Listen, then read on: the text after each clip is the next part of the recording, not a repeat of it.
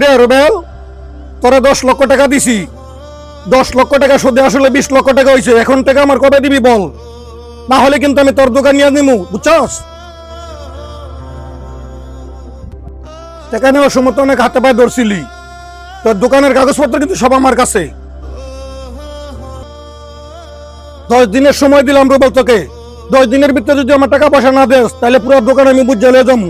পরে কিন্তু কান্দাকাটি করলে লাভ হইবে না, আমি চলে যাইতেছি।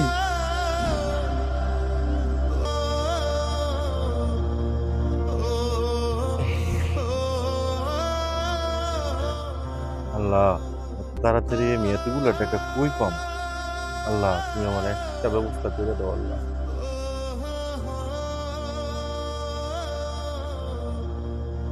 রুবেল ভাই, আপনার মন খারাপ কি লেগা ভাই? বিপদে পড়ে গেছি ভাই। আমার ইমার্জেন্সি 20 লাখ টাকা লাগবো। যদি এই টাকা জোগাড় না করতে পারি তাহলে আমার দোকানটা নিয়ে নিবে।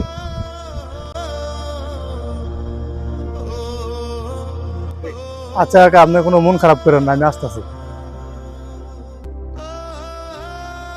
ভাই, আপনি কোনো চিন্তা করেন না।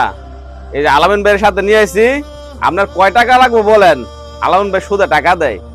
না রে ভাই, আমি আর সুদে টাকা নিব না। আমি ভাইয়ের কাছে 10 দিনের সময় নিছি। এই 10 দিনের মধ্যে আমার আল্লাহ পাক আমাকে ব্যবস্থা করে দিবে একটা। ভাই টাকাটা লই এলন, 2 বছর ধরে টাকা দিলেন না, 10 দিনের টাকা কিভাবে দিবেন আপনি? টাকা লই এলন।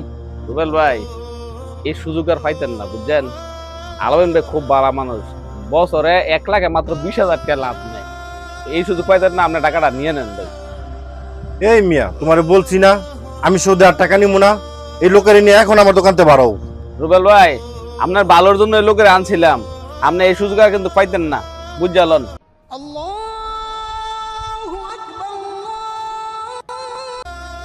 আমার তো আরো 10 দিন সময় আছে। আজান দিছে, আমি নামাজও যাবো। আমার আল্লাহই আমার একটা ব্যবস্থা করে দিব। আরে ভাই, ওরা তো আপনার ভালোই চাইতেছে। এই 10 দিনের মধ্যে আপনি 20 লাখ টাকা কই পাইবেন? টাকাটা এখন তো লই এলন। না, আমি আর কোনো সুদে টাকা লমু না। এমনি মাথা ভর্তি টেনশন। আমি যাইতেছি নামাজ পড়তাম, নামাজ পড়া আল্লাহর কাছে 2 হাত তুলে দোয়া করবো। আমার আল্লাহই আমার একটা ব্যবস্থা করে দিব। আমি আর সুদে টাকা লমু না। আল্লাহর কাছে চাইলে আল্লাহ ব্যবস্থা করে দিব, কিন্তু এটা তাড়াতাড়ি কেমনে? আল্লাহ ভরসা, আল্লাহই একটা ব্যবস্থা করে দিব। রুবেল ভাই দাঁড়ান, আমার কার্ডটা রাখেন, যদি আপনার সুদে টাকা লাগে তাহলে আমাকে ফোন দিন।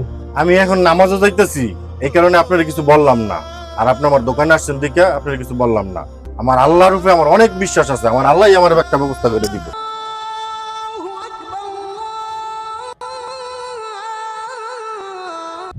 আসসালামু আলাইকুম। আমাদের ভিডিওটা দেখে কি শিখলেন কমেন্টে জানায় যাবেন। একটা লাইক, একটা শেয়ার, একটা ফলো দিয়ে যাবেন। সবাই ভালো থাকবেন। আল্লাহ হাফেজ।